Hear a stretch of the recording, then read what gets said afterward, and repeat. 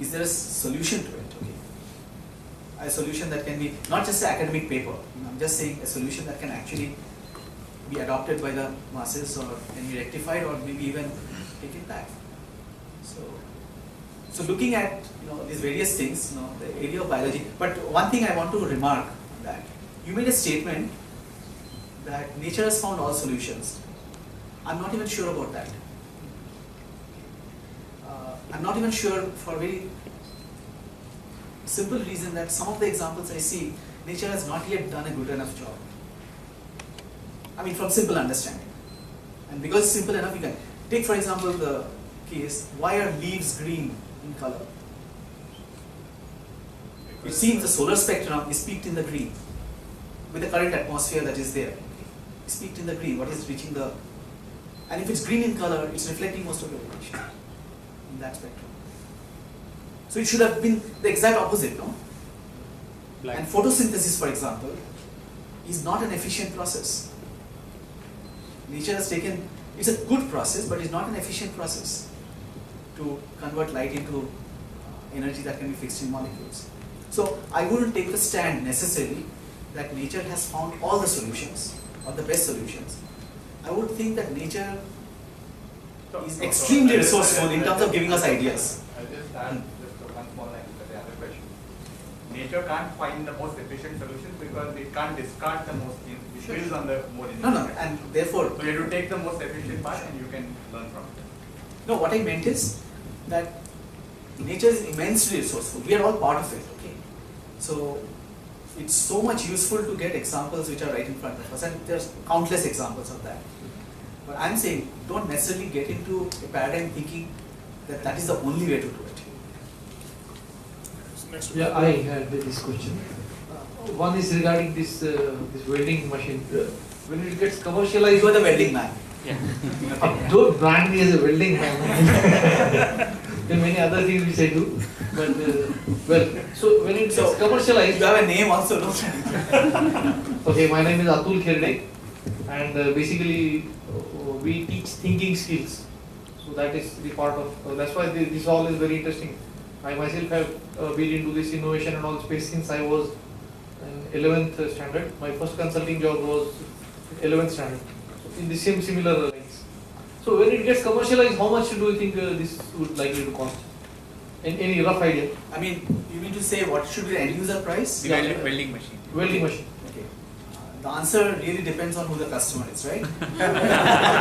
Just ballpark. No, I'm serious. No, I'm a businessman, okay? Yeah. So, for example, just to answer it, if I go to NASA and tell them, hey, the space station is getting built, you will really need something to do some welding up there.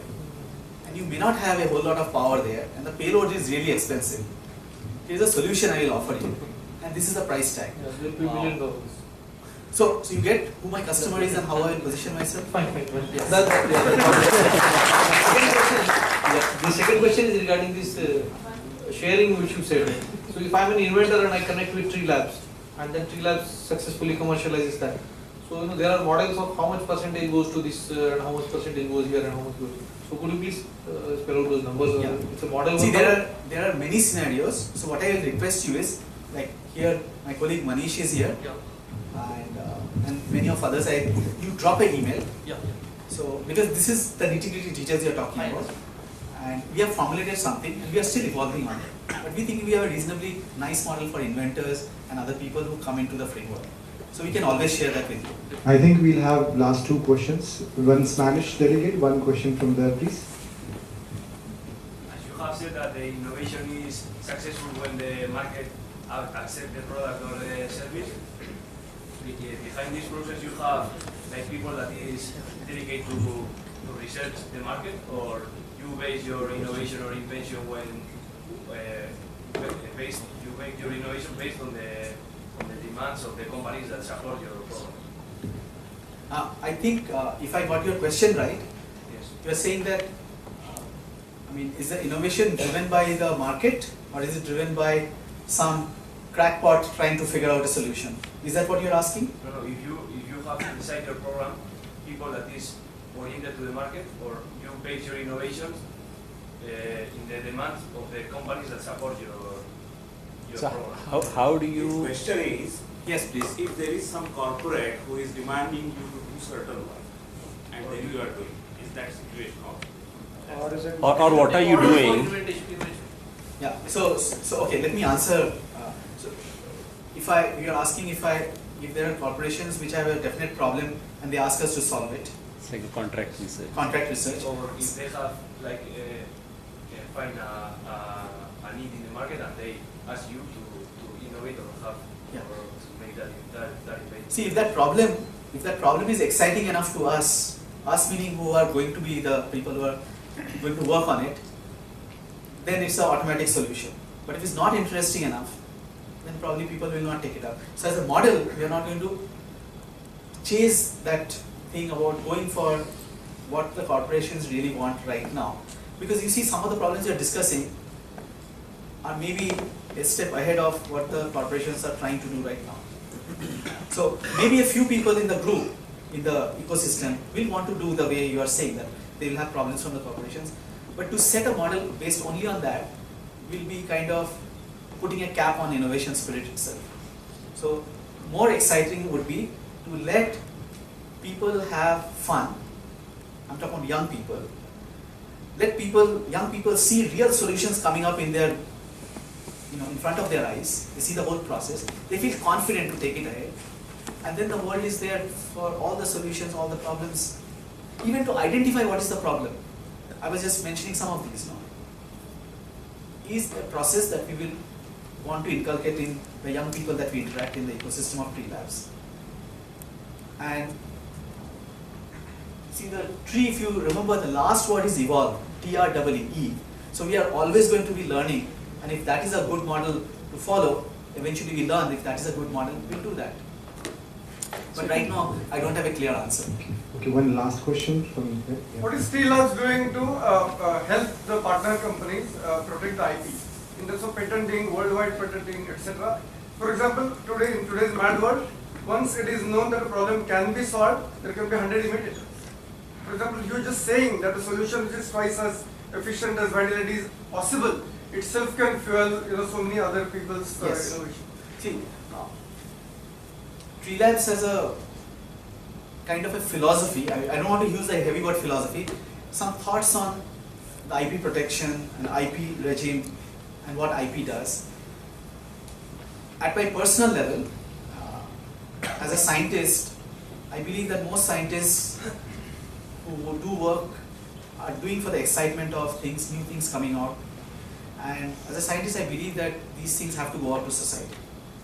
Now, if it just turns out, I'm not saying this is a model, but it just turns out that the idea went out, but you have not benefited from it, I would still be happy that humanity is benefiting.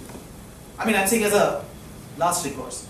So, but on the other hand, if I have to create, and my ulterior motive on one hand, pardon my India-centric view at the moment, is to create the Bell Labs in this part of the world, in this kind of framework, which will be fueled with, I'm saying better than the Bell Labs perhaps, because Bell Labs was based on a corporate model where the management and the corporate dictates how much of money can go into the research, R&D. And most of you who are part of corporates, you know that as a corporation, it is not in the interest to really be able to push things which is in the far future, but you want results now and here. So that is the corporation's method, the ROI has to be seen immediately.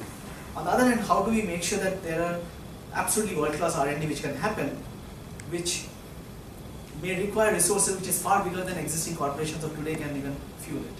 So we need the spirit of the commons, the zillions and zillions, you spark them up and start to create the fireworks which will ensure that there are serious IP created.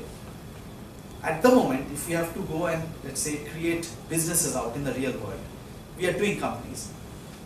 So we cannot play the chess game without knowing the rules. So right now what we are doing, we are protecting our IP, we are filing patents internationally, and making sure it resides in Tree Labs.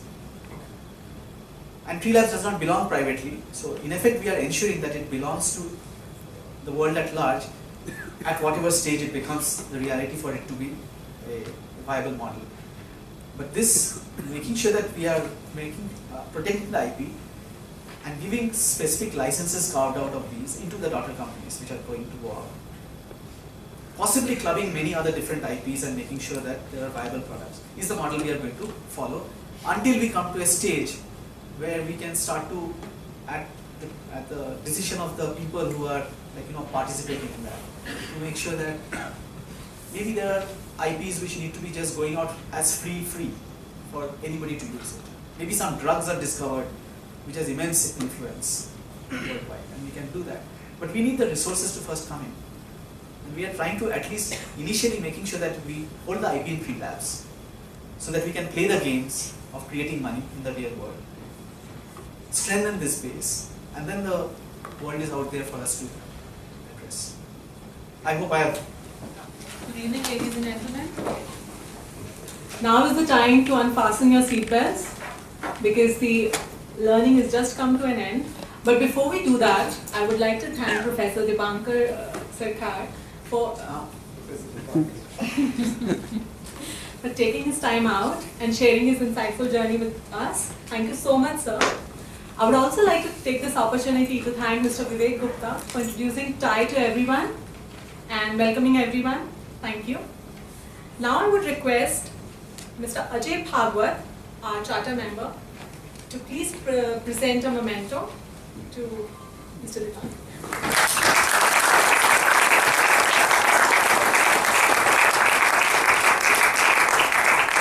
Thank you, and thank you for all the patience, audience, and the challenging questions. And I'm sure many more will come, and we want you to all get involved. Okay, it's not going to happen because of one Dipankar talking here. It has to be like a real fuel from everywhere. It should just fuel the whole challenge of creating youngsters who are sparked up. For any event to be successful, it is very important to get the right sponsors and support mechanism.